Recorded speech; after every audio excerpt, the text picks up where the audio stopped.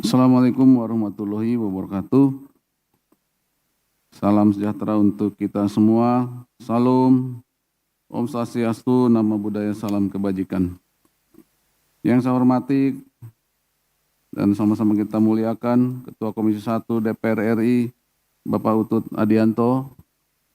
Yang saya hormati para Wakil Ketua Komisi 1 DPR RI, Bapak Anton Sukartono dan Bapak Dep Akbar Syah. Yang saya hormati para Ketua Fraksi dan Bapak Ibu anggota Komisi 1 DPR RI, yang saya hormati Kepala Staf Angkatan Darat Jenderal TNI Maruli Simanjuntak, yang saya hormati Kepala Staf Angkatan Udara Marsikal TNI Muhammad Tony Haryono, yang saya hormati Wakil Kepala Staf Angkatan Laut Laksda TNI Erwin, dan seluruh peserta rapat yang berbahagia. Puji dan syukur kehadirat Tuhan Yang Maha Esa, Allah Subhanahu wa Ta'ala, karena berkat limpahan rahmat, karunia, dan ridhonya pada hari ini, kita dapat hadir untuk mengikuti rapat kerja Komisi 1 DPR RI dengan Panglima TNI dalam keadaan sehat walafiat.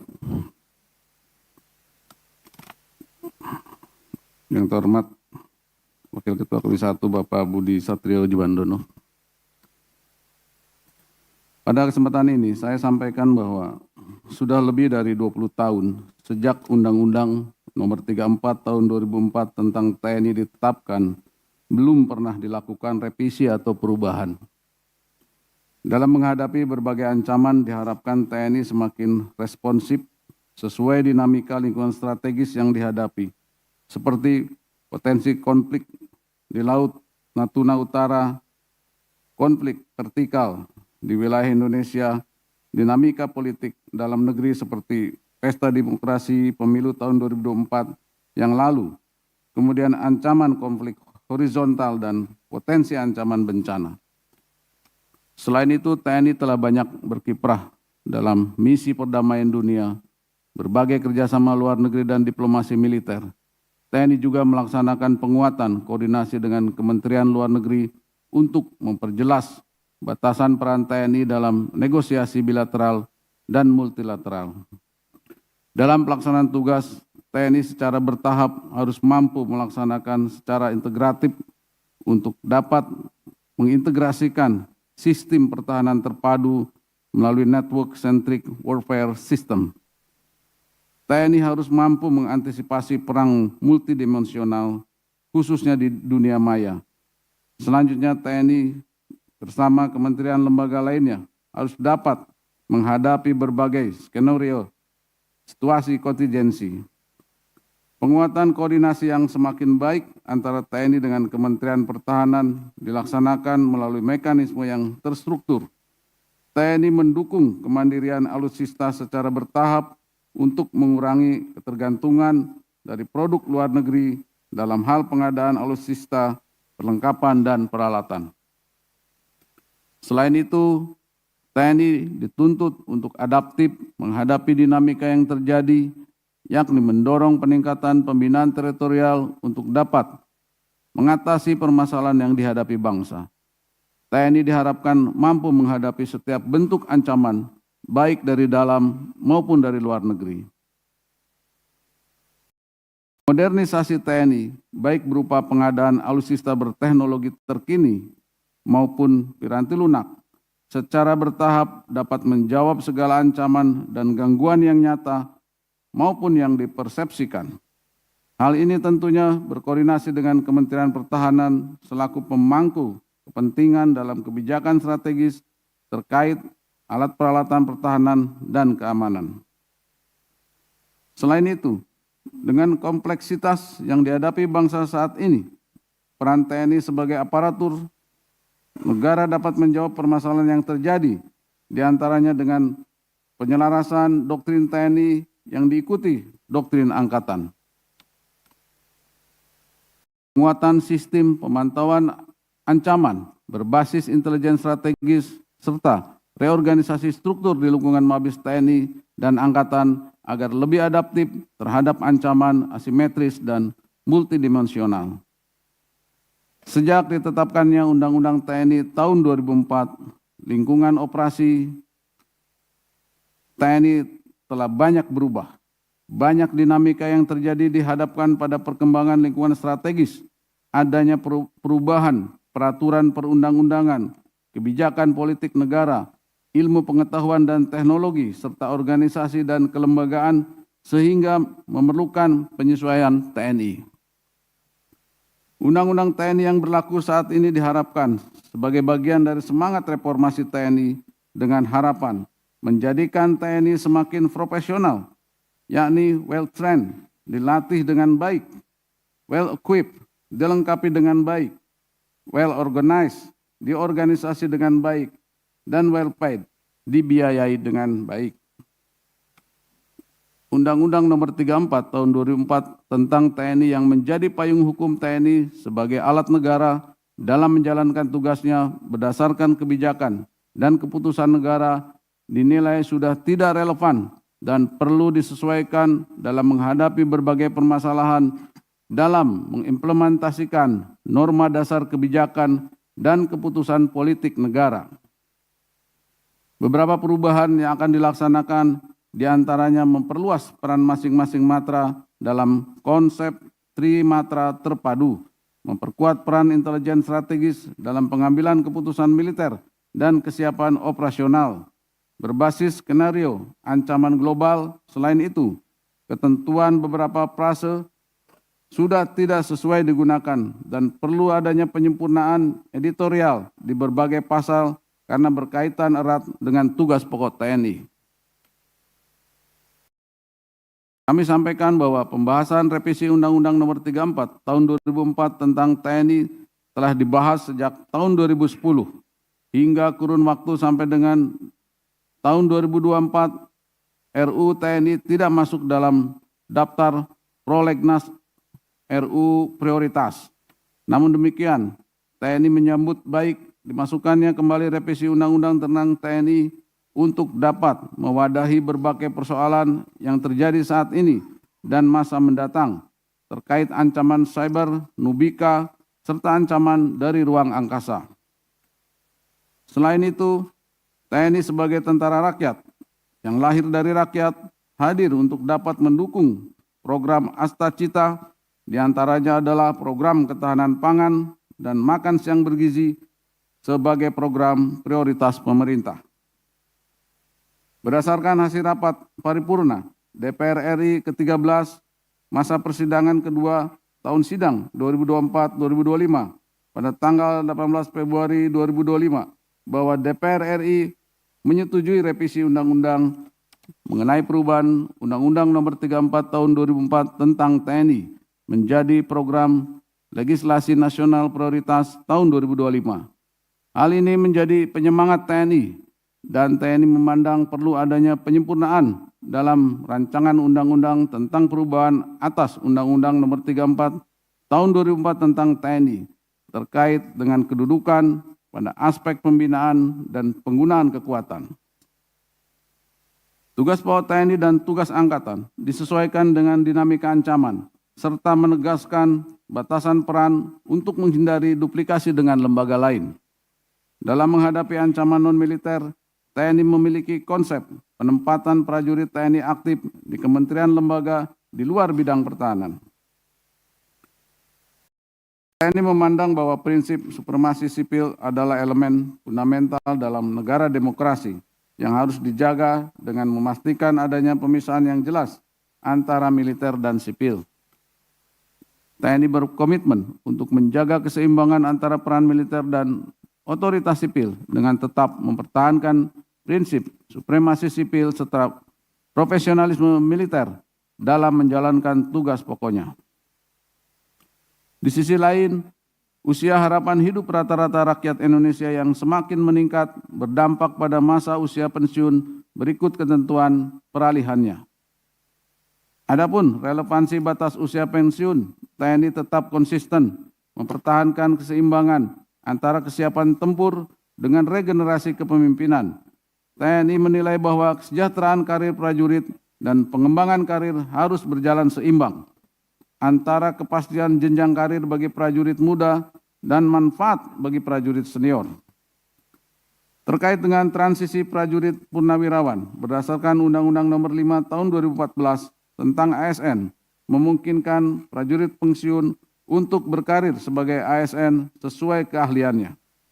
Hal tersebut menjadi prioritas TNI dalam menjawab berbagai permasalahan saat ini dan masa mendatang. Keputusan ini dibuat berdasarkan analisis berbasis data yang mempertimbangkan kebutuhan operasional, kesejahteraan prajurit, kebutuhan organisasi, serta dampaknya pada APBN 2025-2030. Hadirin yang saya hormati, pembahasan revisi Undang-Undang Nomor 34 Tahun 2004 tentang TNI pada tingkat Mabes TNI dimulai tahun 2010 sampai dengan 2015, yang ditindaklanjuti dengan Surat Panglima TNI kepada Menhan tanggal 23 Februari 2015. Tahun 2015, pembahasan revisi Undang-Undang Nomor 34 Tahun 2004 tentang TNI masuk dalam daftar program legislasi nasional Rancangan Undang-Undang tahun 2015-2019 pada nomor urut 11 yang ditetapkan dengan keputusan DPR RI tentang Prolegnas tahun 2015-2019. Namun, mulai tahun 2015 sampai dengan berakhirnya periode DPR RI tahun 2019, RUU TNI tidak pernah dibahas di DPR RI. Tahun 2020, RUU TNI masuk dalam daftar Prolegnas tahun 2020-2024 tercantum pada nomor urut 127 sebagaimana ditetapkan dengan keputusan DPR RI tentang Prolegnas tahun 2020-2024. Kemudian RUU TNI masuk dalam prioritas tahun 2020 yang tercantum dalam nomor urut 24, namun tidak sempat dibahas dalam tahun tersebut.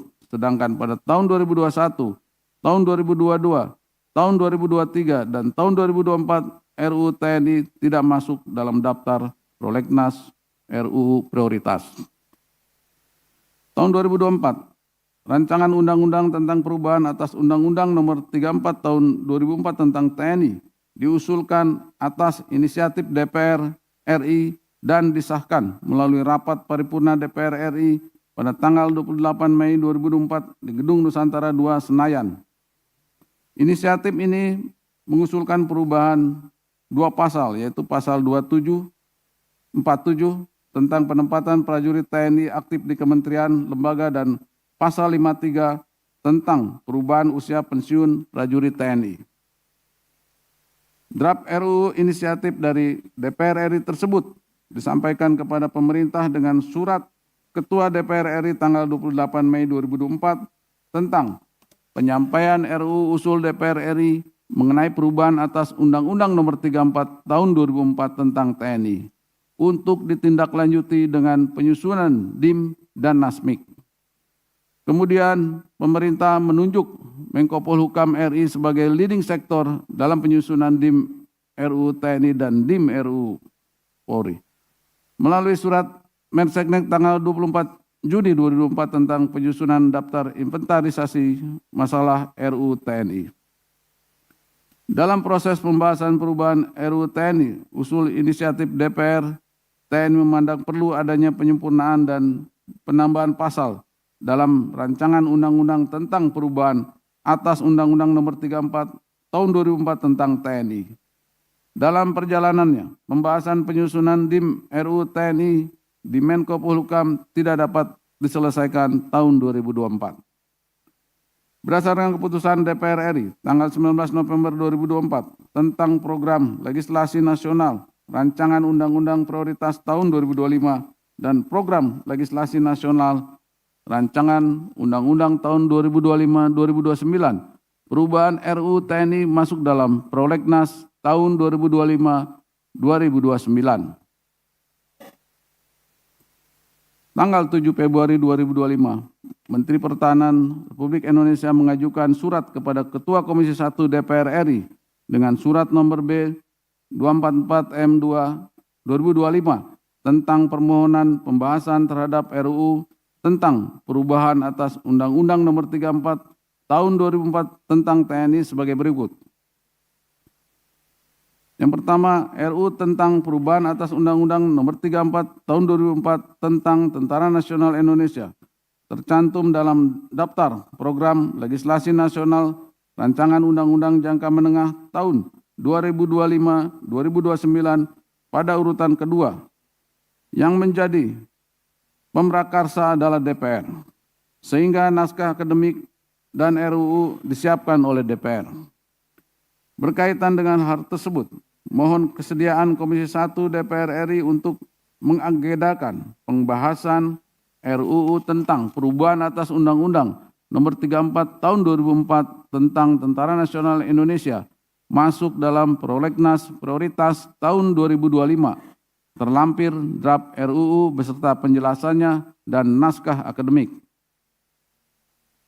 Tanggal 18 Februari 2025, DPR RI secara resmi menyetujui revisi Undang-Undang tentang perubahan atas Undang-Undang Nomor 34 Tahun 2004 tentang TNI untuk masuk dalam daftar program legislasi nasional prioritas 2025 berdasarkan rapat paripurna. DPR juga menyepakati bahwa Komisi 1 DPR ditugaskan membahas RUU TNI.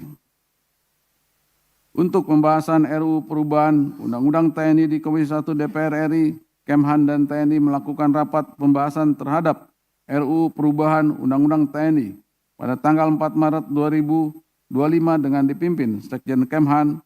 Hasil perubahan berupa perubahan 3 pasal dalam RUU TNI yaitu pasal 3, pasal 47 dan pasal 53. Pada tanggal 11 Maret 2025, tim teknis penyusunan RUU TNI mengadakan rapat dalam rangka persiapan pembahasan perubahan Undang-Undang TNI di Komisi 1 dengan hasil pembahasan berupa perubahan 7 pasal dalam RUU TNI yaitu pasal 3, pasal 7, pasal 8, pasal 9, pasal 10, pasal 47, pasal 53 dan penambahan pasal 2 tentang ketentuan peralihan mengenai pengaturan pasal 53 sebagai berikut. A. Perubahan pasal 3 tentang kedudukan. B. Perubahan pasal 7 tentang tugas TNI. C. Perubahan pasal 8 tentang tugas TNI Angkatan Darat. D. Perubahan pasal 9 tentang tugas TNI Angkatan Laut. E. Perubahan pasal 10 tentang tugas TNI Angkatan Udara. F. Perubahan pasal 47 tentang penempatan prajurit TNI di kementerian dan lembaga. G. Perubahan pasal 53 tentang batas usia pensiun. H. Penambahan pasal 2 tentang ketentuan peralihan mengenai pengaturan pasal 53. Bapak Ketua Komisi 1 DPR RI, para Wakil Ketua Komisi serta seluruh anggota Komisi 1 dan hadirin sekalian yang saya hormati. Demikian yang dapat saya sampaikan terkait tanggapan TNI tentang RUU perubahan atas Undang-Undang Nomor 34 Tahun 2004 tentang TNI. Semoga Tuhan Yang Maha Esa senantiasa memberikan kesehatan kepada kita semua, serta menyertai setiap langkah pengabdian kita demi bangsa dan negara Kesatuan Republik Indonesia yang sama-sama kita cintai. Demikian, Wassalamualaikum warahmatullahi wabarakatuh. Salam. Om Santi Santi Santi Om. Nama budaya salam kebajikan. Terima kasih Bapak Panglima. Selanjutnya apabila diperlukan para kepala staf saya persilahkan. Kalau diperlukan. Ya. Cukup, Pak. Cukup. Pak Kasau cukup. Pak Kasal cukup. Ibu Bapak, dari paparan tadi ada slide nomor 3. Tolong tadi nomor 3 kalau bisa. Ini ada konsep prinsip supremasi sipil masih yang nomor 1. Jadi tetap kita tidak menjadi negara militer seperti yang kebanyakan ditakuti oleh orang. Ini jadi bagian yang tidak terpisahkan dalam notulen rapat kita.